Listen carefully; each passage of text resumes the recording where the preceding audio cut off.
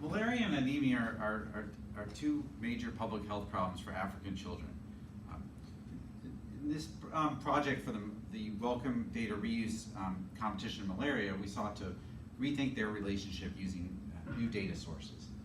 So childhood anemia is thought to impair cognitive development and cause many other health problems.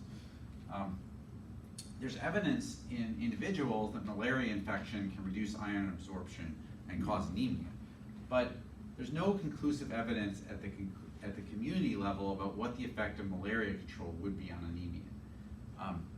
Also, anemia prevalence has been proposed as a marker for malaria control because it's easier to measure anemia prevalence than malaria prevalence, but there's not a lot of evidence on how well this works.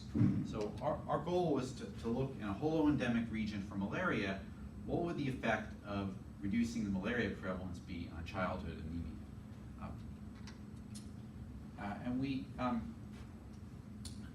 combined two data sources. Data from the Malaria Atlas Project, which has detailed data on malaria prevalence, and data from the demographic and health surveys as compiled by the IPOMs. So one of the big challenges is that areas where malaria is high may be different than areas where malaria is low in many characteristics, and so to causally attribute a drop in malaria to anemia, we have to control for differences between the places where malaria is high and malaria is low.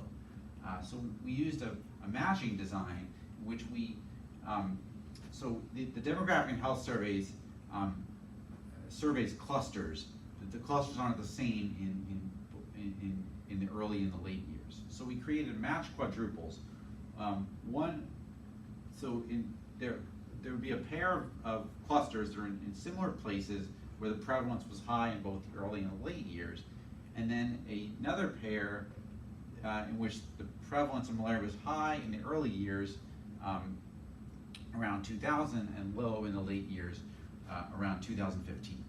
So these are three examples of the quadruples we formed.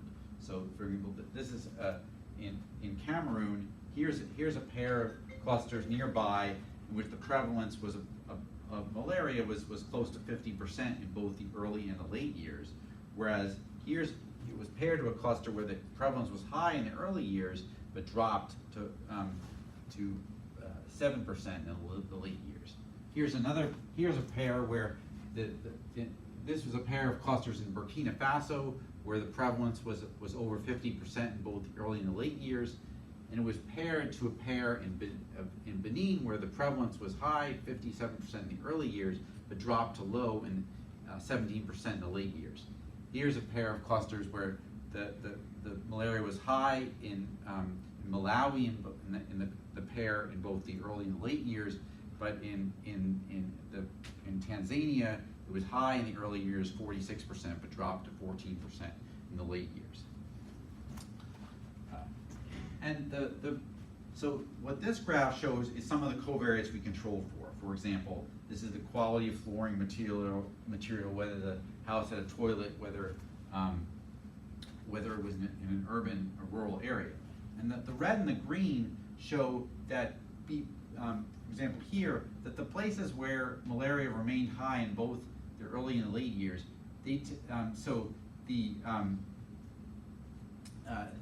higher it is, the better the quality of the flooring material. So the places where it remained high in both the early and the late years had worse flooring material than those where it dropped to low in the late years. But after matching, they're very similar, and that's true for all the confounders. So the matching means we have very similar places that were high versus high-low. And then we looked at what is the effect of dropping from high to low on the odds of anemia. And so this shows that the odds of anemia,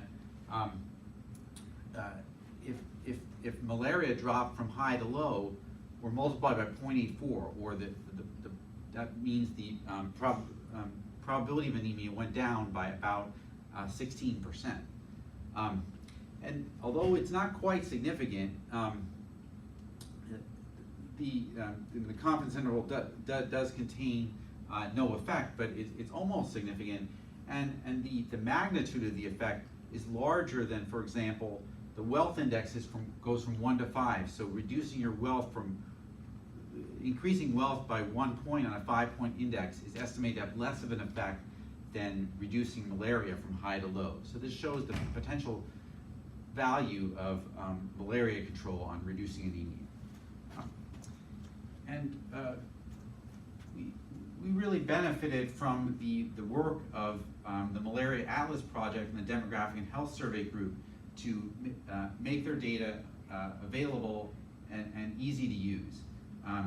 We were making data easily available encourages innovative use and finding by different groups, reduces duplication of creating the data sets, and it really has a multiplier effect on good research.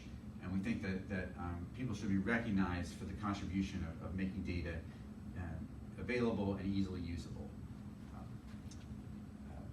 We'd like to express our thanks to the Wellcome Trust for organizing this competition, and thank Wendy Prudhomme, Amir, and Ryan Simmons for their kind help and support.